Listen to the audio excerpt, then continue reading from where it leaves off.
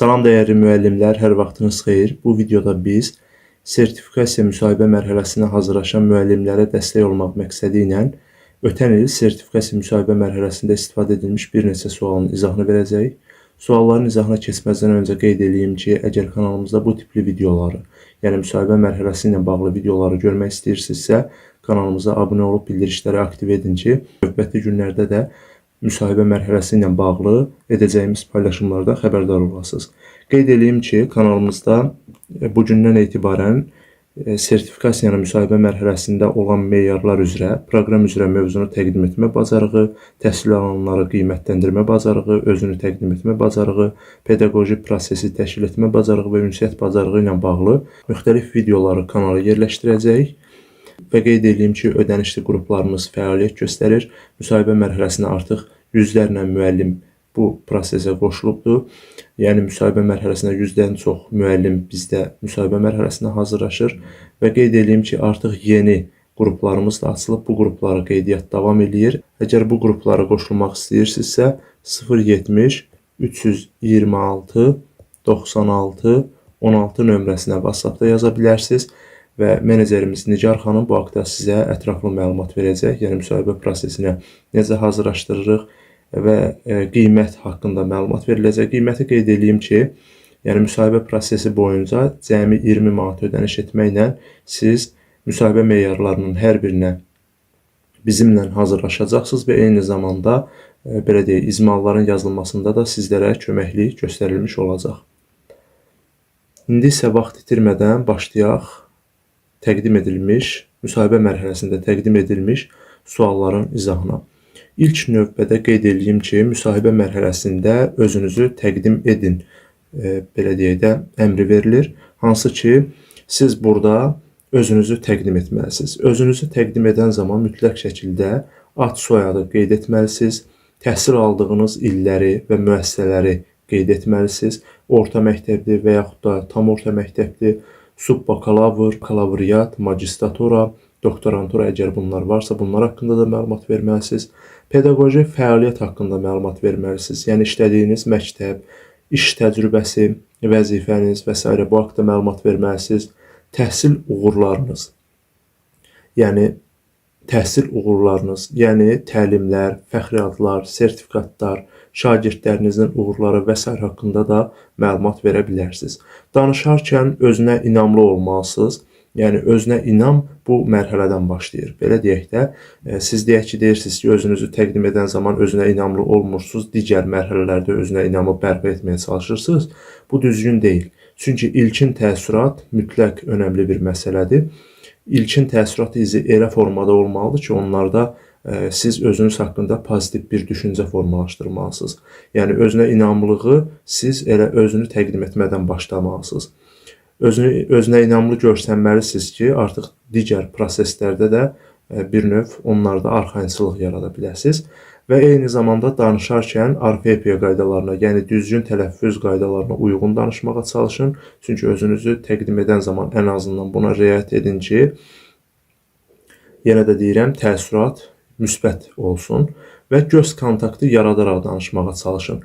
Adətən müəllimlər öz fikrini, belə deyək, hansısa bir yerdə yazır və o məlumatı oxuyur, əzbərləyir. Daha sonra yaddaşdan həmin məlumatları əldə edib qarşı tərəfə çatdırarkən gözünü başqa bir istiqamətə yönəldir ki, həmin fikirlər yadına düşsün və təqdim edə bilsin. Bu isə qarşı tərəfdə artıq müsbət bir aura yaratmır. Ona görə də mütləq şəkildə özünüzü təqdim edən zaman müsahibə götürənin gözünə baxmalı, yəni onunla göz kontaktı qurmalısınız ki, bu sizin dominant olduğunuzu və eyni zamanda fikrinizi, belə deyək də, sərbəst və özünə inamlı, dəqiq və ətraflı şəkildə, müfəssəl şəkildə çatdırmağa kömək edə bilsin.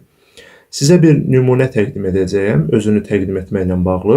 Hansı ki, bu şərti adlardır. Məsələn, bir şərti ad götürmüşük, Namazlı Ayxanə Etibaroğlu və eyni zamanda onun üçün şərti bir universitet, şərti bir məktəb seçmişik və buna uyğun şəkildə təqdim edirik. Hansı ki, bu özünü təqdim etməklə bağlı belə deyək də, təcrübədən keçirmişik bu nümunəni və şərti olaraq həmin nümunəni sizə təqdim edəcəyəm və qeyd edeyim ki, 2023-cü ildə sertifikasiya imtahanında iştirak edən və eyni zamanda 2024-cü ildə sertifikasiya imtahanında iştirak edən müəllimlərə özünü təqdim etməklə bağlı bu nümunəni təqdim etmişdik. Hansı ki, bu nümunə belə deyək, qarşı tərəfdə müsahibə götürəndə müsbət bir aura yaratmışdı. Artıq sualların davamını belə deyək də çox verməyibdi. Müəyyən bir yerə qədər verib və dayandırıb. Çünki ilkin təəssürat çox önəmlidir deyə, ilkin təəssüratda artıq özünü təqdim edən zaman onlarda bir belə deyək də, artıq namizədə qarşı özünə inamlı olduğunu, daha sonra bütün məlumatları rahat təqdim edə biləcəyini düşündüyünə görə artıq müsahibəni həmin hissədə kəsib və növbəti namizədə ötürüblər. Həmin nümunəni təqdim edirəm. Mən Namazlı Ayxan Etibaroğlu 2004-cü ildə Azərbaycan Dövlət Pedaqoji Universitetinin İbtidai Təhsil fakültəsinə qəbul olmuşam və 2008-ci ildə həmin universiteti yüksək nəticələrlə bitirmişəm. 2023-cü ildə və yaxud da 2026-cı ildə ilk dəfə müəllimlərin sertifikatlaşdırılması müsabiqəsində iştirak edərək uğur qazanmışam. 2008-ci ildən Bakı şəhəri Arif Hüseynzadə adına 20 nömrəli məktəb liseyində ibtidai sinif müəllimi olaraq çalışıram. 15 illik pedaqoji təcrübəm vardı. Bu illər ərzində daimi öz üzərimdə çalışmışam. Təhsillə bağlı elmi əsaslı araşdırmalar apararaq, təhlillər edərək öz pedaqoji təcrübəmi xeyli zənginləşdirmişəm. Və bu istiqamətdə, yəni pedaqoji təcrübəmin genişləndirilməsi üzərində daim çalışacağam. Ən son yeniliklərdən xəbərdaram və əsaslı qəbul edilmiş dəyişiklikləri pedaqoji prosesdə tətbiq edə bilirəm. Bunun bariz nümunəsidir ki, şagirdlərim illər sonra Azərbaycanın nüfuzlu universitetlərində təhsil alırlar. Fənnim üzrə təcrübəmin genişləndirilməsi üçün xeyli təlimlərdə iştirak etmişəm.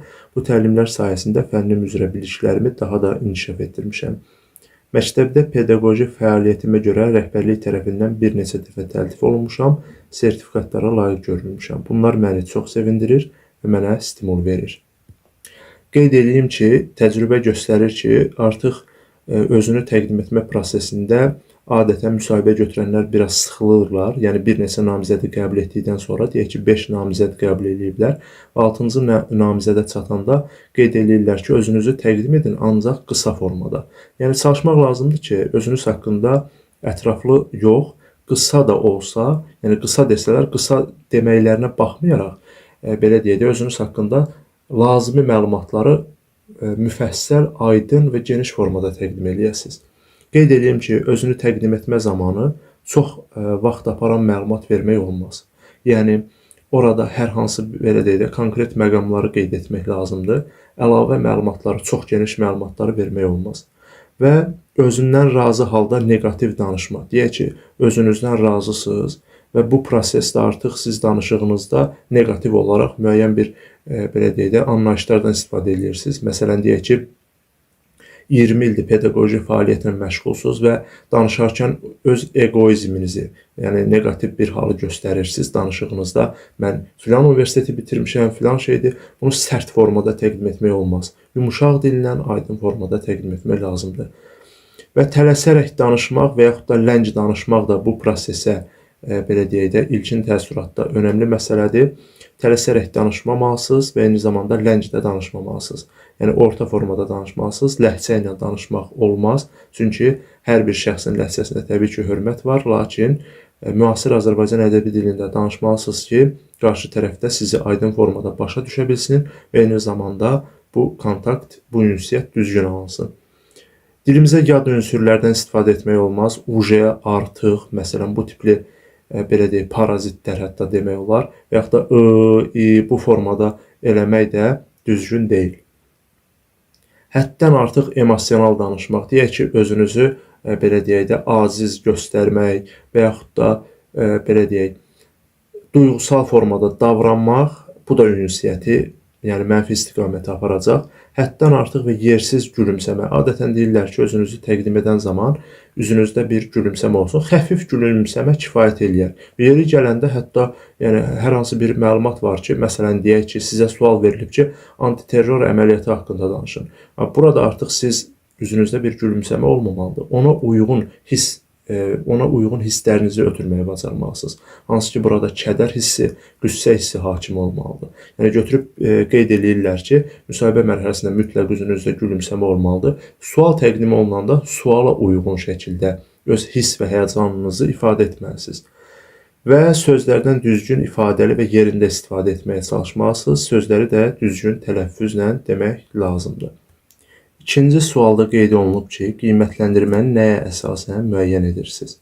Qeyd etməlisiniz ki, qiymətləndirməni ilk növbədə təlim nəticələrinə, yəni standartlara və əvvəlcədən müəyyən edilmiş meyarlara əsasən aparıram. Və burada məqsədə uyğunluq olmalıdır, yəni qiymətləndirmə dərsin məqsədi ilə birbaşa bağlı olmalıdır. Şagird nəyi öyrənməlidirsə, o da yoxlanılmalıdır. Eyni zamanda meyarların şəffaflığını qeyd etməlisiniz. Qiymətləndirmə meyarlarının rubriklərini dərsin əvvəlində şagirdlərə elan edirəm ki, onlar nəyə görə qiymət aldıqlarını bilsinlər. Yəni, bu formada cavab verə bilərsiniz. Qısa formada desək, qiymətləndirməni nəyə əsasən müəyyən edirsiniz? Qiymətləndirməni təlim nəticəsinə əsasən müəyyən edirik. Eyni zamanda qiymətləndirmə haqqında təbii ki, başqa məlumatları da qeyd edə bilərsiniz. Siz burada qiymətləndirmənin obyektivliyindən danışa bilərsiniz. Deyə bilərsiniz ki, şagirdin fərdi xüsusiyyətlərini və potensialını nəzərə alaraq onun dünənki nəticəsi ilə bugünkü nəticəsini müqayisə edə bilirəm. Yəni, fərdi tərəqqi, belə deyək də, fərdi tədqiq aparıram. Formativ qiymətləndirmədən danışa bilərsiniz. Yəni, belə deyək ki, digər suala keçmirlərsə, artıq qiymətləndirmə haqqında öz bildiyiniz məlumatları da təqdim edə bilərsiniz. Üçüncü sualımız budur ki, antiterror əməliyyatı haqqında danışın. Qeyd edə bilərsiniz ki, 2023-cü ilin sentyabrın 19-20-sində Azərbaycan Silahlı Qüvvələri tərəfindən Qarabağda keçirilən lokal xarakterli antiterror əməliyyatı 23 saat 43 dəqiqə davam edərək Azərbaycan suverenliyinin tam bərpa edilməsi ilə nəticələnmişdir. Əməliyyatın əsas məqsədi nə idi? Qanunsuz qüvvələrin tərk silah edilməsi, Ermənistan Silahlı Qüvvələrinin birləşmələrinin və qeyri-qanuni erməni hərbi dəstələrinin silahı yerə qoyması və buraxılması ilə nəticələnməli idi. Təhlükəsizliyin təminatı məsələsində Qarabağda törədilən geniş miqyaslı təxribatların qarşısının alınması və mülki infrastrukturun mühafizəsi məqsədi ilə aparılırdı. Antiterror əməliyyatı haqqında siz özünüzdən də əlavə, yəni bildiyiniz məlumatları təbii ki, qeyd edə bilərsiniz. Ola bilər ki, siz bu məlumatı daha da genişləndirmək istəyirsiniz. Bu artıq genişləndirmək üçün də 2020-ci ilin 27 sentyabr tarixindən, yəni 44 günlük vətən müharibəsindən də başlayıb bura qədər gələ bilərsiniz. Hansı ki, antiterror əməliyyatı da həmin vətən müharibəsindən qaynaqlanır. Yəni ona əsaslanır. Belə deyək də 2021-ci ildə belə deyək, döyüşlər davam eləmişdi. Yəni toqquşma baş vermişdi 2021-ci ildə. 2023-cü ildə də daha bir toqquşma baş verdi və nəticədə artıq bu antiterror əməliyyatlarının keçirilməsini zəruri etdi və beləcə 2023-cü ildə sentyabr ayında antiterror əməliyyatları baş verdi. Çalışdığınız məktəbdən razısınızmı? Siz bu suala cavab verərkən, yəni ola bilər ki, məktəb haqqında düşüncələriniz o qədər də yaxşı deyil və yaxud məktəb rəhbərliyi ilə aranızda hər hansı bir konflikt yaşanır və yaxud da hansısa bir kollektivlə və yaxud da şagirdlərlə bağlı probleminiz var. Siz bunları dilə gətirməməlisiniz. Nəzərə almalısınız ki, bu müsahibə mərhələsidir. Cavab verərkən deyə bilərsiniz ki, bəli, razıyam. Çalışdığım məktəb mənə müəllim kimi formalaşmaqda və şagirdlərlə düzgün ünsiyyət qurmaqda böyük təcrübə qazandırıb. Kollektivimizlə qarşılıqlı hörmətə əsaslanaraq çalışırıq. Mənim bu müsahibədə iştirak etməkdə məqsədim isə qazandığım təcrübəni sizin məktəbinizin standartları ilə birləşdirərək daha çox şagirdə faydalı olmaqdır. Belə bir cavab verə bilərsiniz ki, bəli, ümumilikdə razıyam. Məktəbimizdəki sağlam mənəvi psixoloji mühit və peşəkar kollektiv mənim bir mütəxəssis kimi fəaliyyətimə müsbət təsir göstərir. Rəhbərliyin yeniliklərə açıq olması və şagirdlərin inkişafı üçün yaradılan imkanlar işimə olan motivasiyamı artırır. Hər hansı bir çətinlik yaşadıqda isə bunu kollektivlə birlikdə peşəkar şəkildə həll etməyə çalışırıq. Və yaxud da belə cavab verə bilərsiniz ki, bəli, razıyam. Hesab edirəm ki, məktəbin işgüzar mühiti və kollektivdəki qarşılıqlı hörmət fəaliyyətimə çox müsbət təsir edir. Müəssisənin şagird mərkəzli yanaşması və yenilikçi ideyaları ilə dəstəklənməsi mənə öz potensiallarımı reallaşdırmaq imkanı verir. Bu tipdə 4-cü sualımıza cavab vermək mümkündür. 5-ci sualda qeyd olunub ki, şagird məktəbə adaptasiya ola bilmirsə, nə edərsiniz? Qeyd etməlisiniz ki, ilk növbədə səbəbini müəyyənləşdirməliyəm. Yəni, ilk növbədə şagirdlərlə səmimi söhbət edərək adaptasiyaya mane olan amilləri, sosial, emosional və ya tədrislə bağlı olan maneələri anlamağa çalışaram. Daha sonra valideynlərlə əməkdaşlıq edə bilərəm. Ailə ilə əlaqə saxlayaraq uşağın evdəki davranışı və keçmiş təcrübələri haqqında məlumat alar, birgə fəaliyyət planı hazırlayaram. Sosial inteqrasiya edə bilərsiniz. Şagirdi sinifdəki digər uşaqlarla yaxınlaşdırmaq üçün qrup işlərində və oyunlara cəlb edər, ona sinifdə kiçik məsuliyyətlər verərək özünü dəyərli hiss etməsini təmin edə bilərəm.